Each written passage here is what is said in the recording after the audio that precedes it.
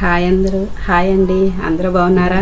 ఈరోజు మన రెసిపీ వచ్చేసి గోంగూర పచ్చడి. చూసేయండి, 2 కట్టలు గోంగూర తీసుకుని తొడియాలు తీసేసి శుభ్రంగా వాష్ చేసి పక్కన పెట్టుకోవాలి. శుభ్రంగా వాష్ చేసి పక్కన పెట్టుకోవాలి చెప్పాను కదండి. తర్వాత ఒక కడాయి పెట్టుకుని 3 గరిటెల ఆయిల్ పోసుకోవాలి. 15 ఎండుమిరపకాయలు తొడియాలు తీసుకొని బాండీలో వేసుకొని అలా ఆ వీడియోలో చూపించిన విధంగా కలర్ వచ్చే వరకు వేయించి పక్కన పెట్టుకోవాలి.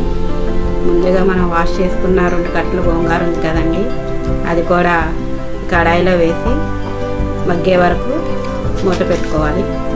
ఈలోపు మీకోసం చిన్న కథ. ఒక ఇండియన్ ఎలుక, ఒక చైనా ఎలుక ఇద్దరు స్నేహంగా ఉండేవి. చైనా ఎలుక మా వంటలు చాలా గొప్పగా ఉంటాయని చెప్పింది. ఇండియన్ ఎలుక కాదు, మా వంటలే గొప్పగా ఉంటాయని అది కూడా చెప్పింది.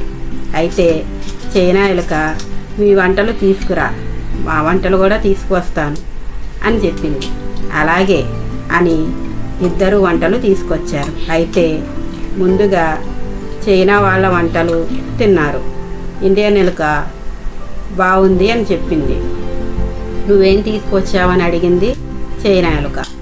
నేను గోంగూర పచ్చడి, రైసు తీసుకొచ్చానని చెప్పింది. అయితే గోంగూర పచ్చడి, అన్నము ప్లేట్లు వేసి పెట్టింది చైనా ఎలుకకు.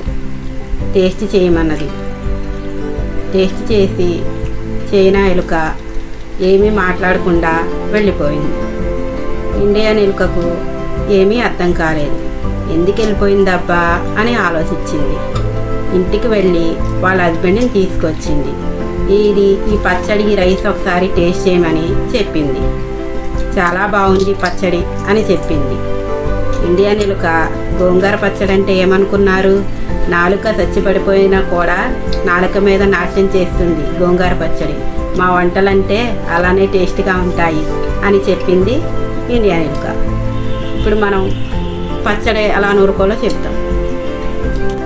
రోట్లోకి మనం ఇందాక వేయించుకున్న ఎండుమిరపకాయలు, 4 ఎల్లుల్లిపాయ రేకలు, ఒక 1/2 టీ స్పూన్ జీలకర్ర, రుచికి తగినంత ఉప్పు వేసుకుని నూరుకున్న తర్వాత మనం ఇందాక మగ్గించుకున్న గోంగూర కూడా అందులో వేసుకుని ఒకసారి గరిటెతో మొత్తం కింద నుంచి మొత్తం కలిపేలాగా తిప్పుకొని అదిగో వీడియోలో చూపించిన విధంగా రుబ్బుకోవాలి.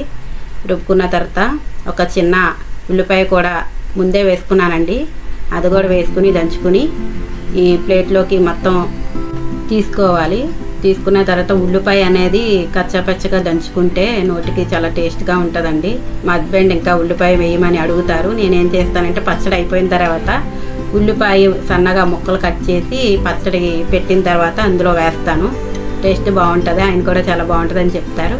ఇక మనం ఈ నూరుని పచ్చడి తాలింపు పెట్టుకుందాం. 4 గరిటెల ఆయిల్ పోసుకుని 3 ఎండుమిరపకాయలు అలా సన్నగా గిల్లుకుని అందులో వేసుకోవాలి.